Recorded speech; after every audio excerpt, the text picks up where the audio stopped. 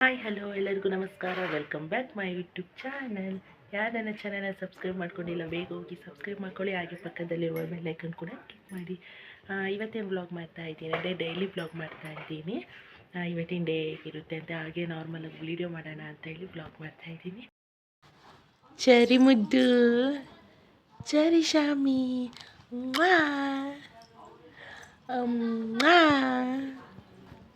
ಅವನ ಮತ್ತಿದ್ಯಮ್ಮ.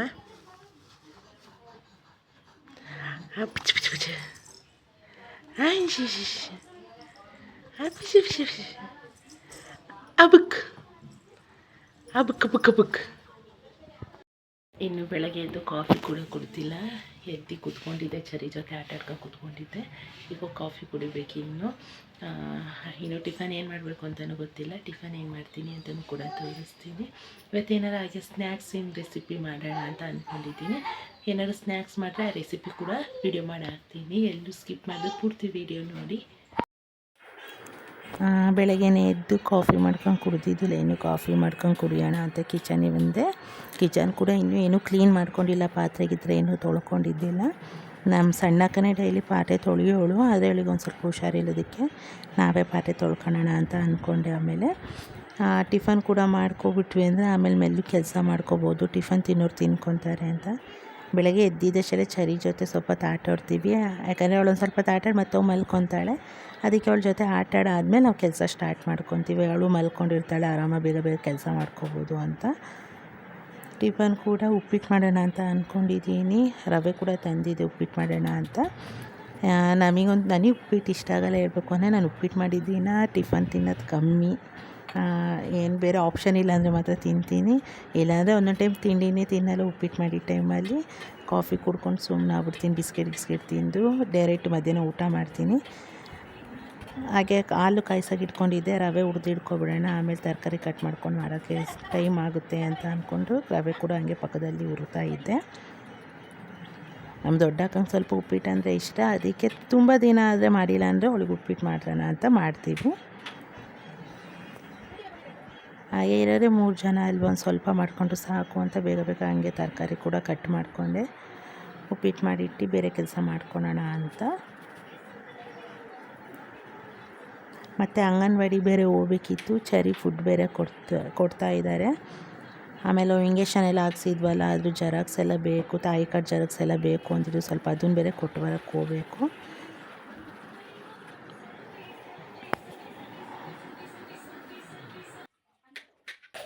ಸರಿ, ಆಯ್ ಮಾಡಿ ಮಗಳು, ಆಯ್ ಮಾಡಿ, ಆಯ್ ಸರಿ ಸರಿ ಎಲ್ಲ ಆಯ್ ಮಾಡಿ. ಚರಿಗೆ ನಾವು ಬೆಳಗ್ಗೆನೇ ಸರಿ ತಿನ್ನಿಸ್ತೀವಿ ಒಂದು ಟೈಮು. ಆಮೇಲೆ ಸಂಜೆ ಏನಾದ್ರು ಬೇಕಾದ್ರೆ ತರಕಾರಿ ತಿನ್ನಿಸ್ತೀವಿ, ಇಲ್ಲ ಫ್ರೂಟ್ಸ್ ಕೊಡ್ತೀವಿ. ಕಾಫಿ ಕುಡ್ದಾಯಿತು, ಅದಕ್ಕೆ ಉಪ್ಪಿಟ್ಟಿಗೆ ಒಗ್ಗರಣೆ ಹಾಕೋಣ ಅಂತ ಬಂದೆ. ಸ್ವಲ್ಪ ರವೆ ಉರಿಯೋ ಟೈಮಲ್ಲಿ ಸೀದೋಗ್ಬಿಡ್ತು. ಪರವಾಗಿಲ್ಲ, ಅಡ್ಜಸ್ಟ್ ಮಾಡ್ಕೊತಾರೆ ಅಂತ ಸುಮ್ಮನಾದೆ. ಒಗ್ಗರಣೆ ಹಾಕೋಣ. ಇರೋರೆ 3 ಜನ, ಸ್ವಲ್ಪನೇ ಆದರೂ ಸಾಕು. ಅದರೊಳಗೆ ನಾನಂತೂ ತಿನ್ನೋಕ್ಕೆ ಹೋಗಲ್ಲ. ಉಪ್ಪಿಟ್ಟು ನನಗೆ ಒಂದು ಸ್ವಲ್ಪ ದೂರ. ಸೀದೋದ್ರು ಆದರೆ ಆಲ್ಮೋಸ್ಟ್ ನಾನು ಯಾವಾಗಲೂ ಚಿತ್ರಾನ್ನ ಉಪ್ಪಿಟ್ಟು ಎಲ್ಲ ಮಾಡಿದಾಗ ಕಡಲೆಬೇಳೆ ಉದ್ದಿನಬೇಳೆ ಸೀದೋಗ್ಬಿಡುತ್ತೆ. ನಾನು ಅದೆಷ್ಟೇ ಟ್ರೈ ಮಾಡಿದ್ರು ಸೀದೋಗುತ್ತೆ. ನಾನು ನೆಂಟರು ಯಾರು ಬಂದಾಗ ಹಾಕೋಕ್ಕೆ ಹೋಗಲ್ಲ, ಹಾಗೆ ಮಾಡಿಬಿಡ್ತೀನಿ. ಮತ್ತೆ ಸೀದೋಗಿತ್ತೆ ಅಂತ ಅಂದ್ಕೊತಾರೆ ಅಂತ. ನಮ್ಮ ಮನೆಯವರಿಗಾದರೆ ಗೊತ್ತಲ್ಲ, ಅದಕ್ಕೆ ಅವ್ರು ಏನೂ ಅನ್ನಲ್ಲ. ಅಂತಾರೆ ಸೀದೋಗಿದೆ ಅಂತ. ನೆಕ್ಸ್ಟ್ ಟೈಮ್ ಹಂಗೆ ಮಾಡಲ್ಲ ಅಂತೀವಿ, ಮತ್ತು ಅದು ನನಗೆ ಆಗೋಗುತ್ತೆ. ಹಾಗೆ ಪಾತ್ರೆನೂ ತೊಳ್ಕೊಳ್ಳೋಣ ಅಂತ ಬೇಗ ಬೇಗ ಪಾತ್ರೆ ಕೂಡ ತೊಳ್ಕೊತಾ ಇದ್ದೆ. ಅಂಗನವಾಡಿ ಬೇರೆ ಹೋಗಬೇಕಿತ್ತು, ಅದಕ್ಕೋಸ್ಕರ. ಚರಿ ಬೇರೆ ಮಲ್ಕೊಂಡಿದ್ಲು. ನಾವು ಪಾತ್ರೆ ತೊಳಿತಾ ಹಾಗೆ ಜೋಣಿಸ್ಕೊಬಿಡ್ತೀವಿ. ಚರಿ ಮಲ್ಕೊಂಡಿದ್ದಕ್ಕೋಸ್ಕರ ನಾನು ಪಾತ್ರೆ ಹಾಗೆ ತೊಳೆದು ಬಕೆಟಲ್ಲಿ ಹಾಕಿ ಇಟ್ಕೊತಿದ್ದೆ. ಅವಳು ಎದ್ಮೇಲೆ ಬೇಕಾದ್ರೆ ಜೋಣಿಸ್ಕೊಳ್ಳೋಣ ಅಂತ. ಇಲ್ಲಾಂದರೆ ಸೌಂಡಿಗೆ ಎದಂತಾಳೆ ಚರಿ, ಆಮೇಲೆ ಸುಮ್ಮನೆ ಕಿರಿಕಿರಿ ಮಾಡ್ತಾಳೆ ಅಂತ. ಅಂಗನವಾಡಿಗೆ ಹೋಗಿದ್ವಿ. ಫುಡ್ ಕೊಡ್ತಾರೆ ಅಂತ 2 ಡೇಸ್ ಬ್ಯಾಕೆ ಫೋನ್ ಮಾಡಿದರು ಬನ್ನಿ ಅಂತ. ಮಕ್ಕಳೆಲ್ಲ ಊಟ ಮಾಡಿ ಮಲ್ಕೊಬಿಟ್ಟಿದ್ರು ಆರಾಮಾಗಿ. ನಾವು ಫುಡ್ ಇಸ್ಕೊಂಡು ಬರೋಣ ಅಂತ ಹೋಗಿದ್ವಿ.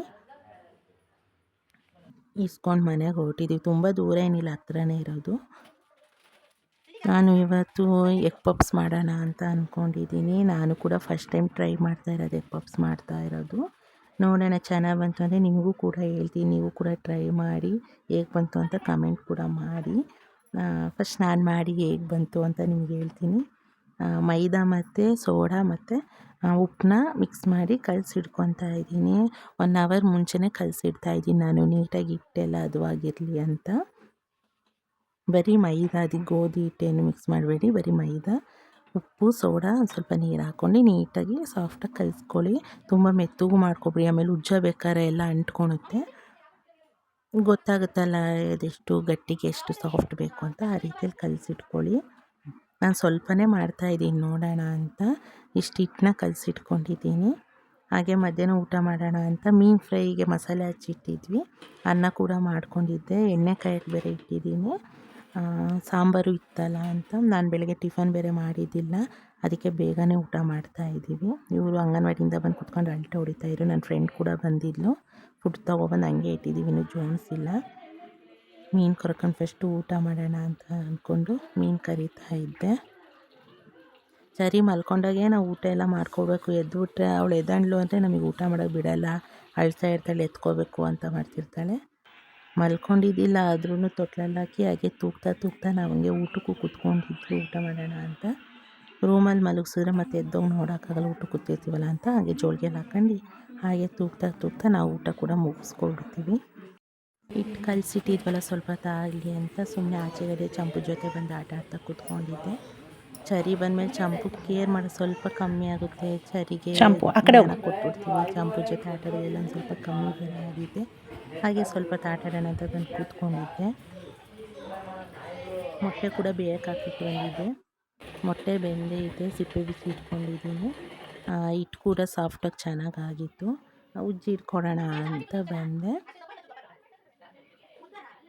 ನಾನು ಮೈದಾ ಮತ್ತು ಗೋಧಿ ಹಿಟ್ಟು ಎರಡು ಮಿಕ್ಸ್ ಮಾಡಿ ಉಜ್ತಾ ಇದ್ದೀನಿ. ಬರೀ ಮೈದಾದಲ್ಲೇ ಉಜ್ಜಿದ್ರೆ ತುಂಬ ಸಾಫ್ಟ್ ಇರುತ್ತೆ ಹಿಟ್ಟು, ಉಜ್ಜಕ್ಕೆ ಸರಿ ಆಗಲ್ಲ ನಮಗೆ ಅಂತ ಅದಕ್ಕೆ ಸ್ವಲ್ಪ ಗೋಧಿ ಹಿಟ್ಟು ಕೂಡ ಮಿಕ್ಸ್ ಮಾಡ್ಕೊತಾ ಇದ್ದೀನಿ. ಆದಷ್ಟು ಸ್ವಲ್ಪ ದೊಡ್ಡದೇ ಉಂಡೆ ತಗೋಬೇಕು, ಚಪಾತಿ ಹಿಟ್ಟಿಗಿಂತ ಸ್ವಲ್ಪ ದೊಡ್ಡದೇ ತೊಗೋಬೇಕು. ನಾನು ಶೆಲ್ಫ್ ಮೇಲೆ ಉಜ್ಕೊತೀನಿ, ಅದಕ್ಕೋಸ್ಕರ ನೀಟಾಗಿ ಶೆಲ್ಫ್ ಎಲ್ಲ ತೊಳ್ದು ಒರೆಸಿಟ್ಕೊಂಡೆ. ನಾವು ಎಷ್ಟು ದೊಡ್ಡದಾಗುತ್ತೆ ಅಷ್ಟು ದೊಡ್ಡಕ್ಕೆ ಚಪಾತಿ ಉಜ್ಜಿದಷ್ಟು, ಚಪಾತಿಗಿಂತ ತುಂಬ ದೊಡ್ಡದಾಗಿ ಉಜ್ಕೋಬೇಕು. ನಾವು ಎಷ್ಟು ದೊಡ್ಡ ಉಜ್ತೀವೋ ಅಷ್ಟು ದೊಡ್ಡಗೆ ಬರುತ್ತೆ ಪಪ್ಸ್ ಹೇಳಬೇಕು ಅಂದರೆ. ಅದಕ್ಕೆ ಸ್ವಲ್ಪ ಜಾಸ್ತಿ ಹಿಟ್ಟು ತೊಗೊಂಡ್ವಿ ಅಂದರೆ ದೊಡ್ಡಕ್ಕೆ ಉಜ್ಬೋದು. ನಾನು ತೋರಿಸ್ತೀನಿ ಬೇಕಾದ್ರೆ ನಿಮಗೆ. ನಾನು ಇನ್ನೂ ಸ್ವಲ್ಪ ದೊಡ್ಡದು ಉಜ್ಬೇಕಿತ್ತು, ನನಗೆ ಒಂದೇ ಲೆವೆಲ್ ಉಜ್ಜಕ್ಕೆ ಬಂದಿಲ್ಲ. ಒಂದು ದೊಡ್ಡದು, ಒಂದು ಸಣ್ಣದು, ಒಂದು ದೊಡ್ಡದು, ಒಂದು ಸಣ್ಣದಾಯಿತು. ಆಮೇಲೆ ಹಿಟ್ಟು ಒಂದ್ರ ಮೇಲೆ ಒಂದು ಇಟ್ಟಾದಮೇಲೆ ಕಟ್ ಮಾಡಿಕೊಂಡೆ, ಸೈಡ್ ಇರೋದೆಲ್ಲ ಕಟ್ ಮಾಡಿ ತೆಗ್ದಿಟ್ಬಿಟ್ಟೆ.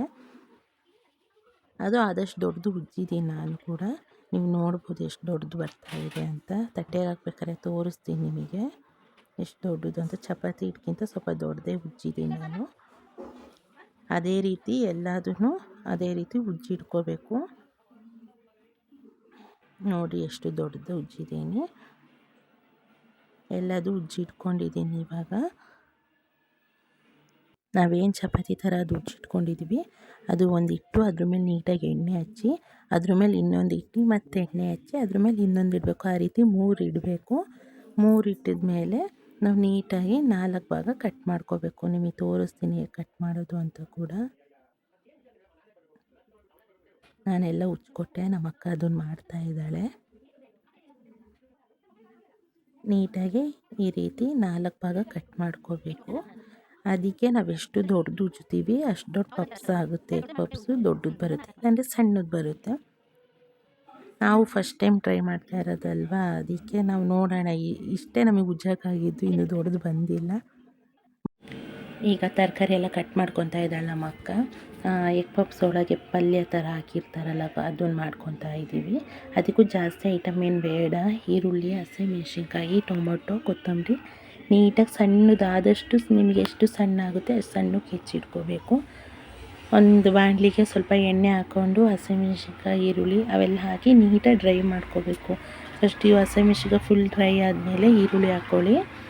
ನೀಟಾಗಿ ಡ್ರೈ ಆಗಬೇಕು, ಮರೂನ್ ಕಲರ್ ಬರೋ ಥರ ನೀಟಾಗಿ ಈರುಳ್ಳಿ ಡ್ರೈ ಆಗಬೇಕು, ಇಲ್ಲಾಂದರೆ ಪಿಸ್ಕ ಅಂತ ಇರುತ್ತೆ.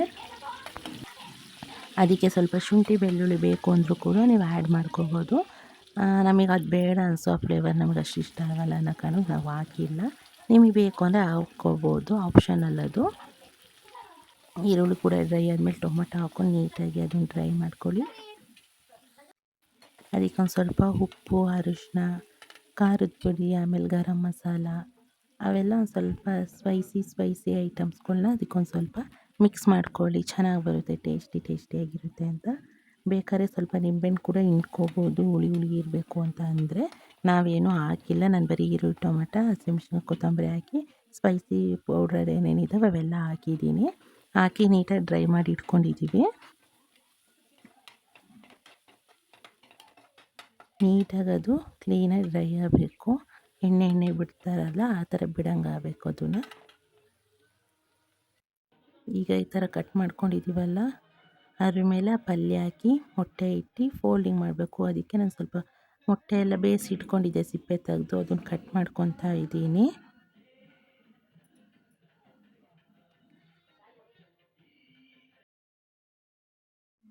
ಈಗ ಅದು ನೀಟಾಗಿ ಕಟ್ ಮಾಡಿ ಇಟ್ಕೊಂಡಿದ್ದೀವಲ್ಲ ಅದ್ರ ಮೇಲೆ ಪಲ್ಯ ಮತ್ತು ಮೊಟ್ಟೆ ಇಟ್ಟು ನೀಟಾಗಿ ಫೋಲ್ಡಿಂಗ್ ಮಾಡಬೇಕು. ಅದು ಹೇಗೆ ಮಾಡೋದು ಅಂತ ನಿಮಗೆ ತೋರಿಸ್ತೀನಿ ಇವಾಗ ನಾನು. ಸ್ವಲ್ಪ ಪಲ್ಯ ಹಾಕ್ಕೊಳ್ಳಿ, ತುಂಬ ಹಾಕ್ಕೋಬೇಡಿ, ಆಮೇಲೆ ಫೋಲ್ಡಿಂಗ್ ಮಾಡೋಕ್ಕಾಗಲ್ಲ, ಅದು ತುಂಬ ಒಳಗೆಲ್ಲ ಇದ್ದರೆ. ಒಂದಿಷ್ಟು ಪಲ್ಯ ಹಾಕ್ಕೊಂಡಿದ್ದೀನಿ. ಅದ್ರ ಮೇಲೆ ಅರ್ಧ ಮೊಟ್ಟೆ ಮಾತ್ರ ಇಡ್ತಿದ್ದೀನಿ, ಒಂದು ಫುಲ್ ಮೊಟ್ಟೆ ಇಡಲ್ಲ, ಅರ್ಧ ಮಾತ್ರ ಇಡ್ತಿದ್ದೀನಿ. ಆಮೇಲೆ ಅದು ನೀಟಾಗಿ ಫೋಲ್ಡಿಂಗ್ ಮಾಡಬೇಕು. ಫೋಲ್ಡಿಂಗ್ ಹೇಗೆ ಮಾಡೋದು ಅಂತ ನಿಮ್ಗೆ ಕೂಡ ತೋರಿಸ್ತಾ ಇದ್ದೀನಿ ನಾನು.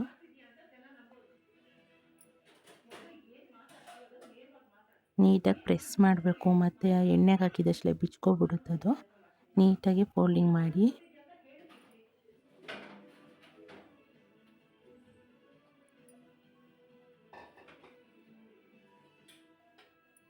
ತುಂಬ ಈಸಿಯಾಗಿ ಮಾಡ್ಬೋದು, ತುಂಬ ಕಷ್ಟ ಅಂತ ಏನು ಅನಿಸಲ್ಲ. ತುಂಬ ಐಟಮ್ಮು ಮತ್ತು ತುಂಬ ಹೊತ್ತಾಗುತ್ತೆ ಮಾಡೋದು ಅಂತಲೂ ಏನೂ ಅನಿಸಲ್ಲ, ಆರಾಮಾಗಿ ಮಾಡ್ಕೋಬೋದು. ಮನೇಲೇ ಮಾಡ್ಕೊಳೋದ್ರಿಂದ ಹೆಲ್ತಿಯಾಗೂ ಇರುತ್ತೆ. ನಾನು ಇಷ್ಟು ತೊಗೊಂಡು ಮಾಡಿ ಇಟ್ಕೊಂಡಿದ್ದೀನಿ. ಈಗ ಒಂದು ಬಾಣಲಿ ಇಟ್ಟಿದ್ದೀನಿ ಎಣ್ಣೆ ಕಾಯಕ್ಕೆ ಇಡೋಣ ಅಂತ.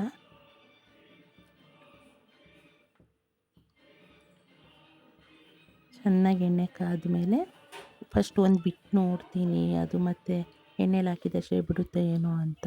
ಅದಕ್ಕೆ ಒಂದೇ ಒಂದು ಹಾಕ್ತಾಯಿದ್ದೀನಿ. ಹಂಗೇನೂ ಆಗಿಲ್ಲ, ಚೆನ್ನಾಗೇ ಬಂತು. ಇದು ಒಂದು ಸ್ವಲ್ಪ ಮರೂನ್ ಕಲರ್, ಒಂದು ಗೋಲ್ಡ್ ಕಲರ್ ಆಗೋ ತನಕ ನೀಟಾಗಿ ಡ್ರೈ ಮಾಡಬೇಕು.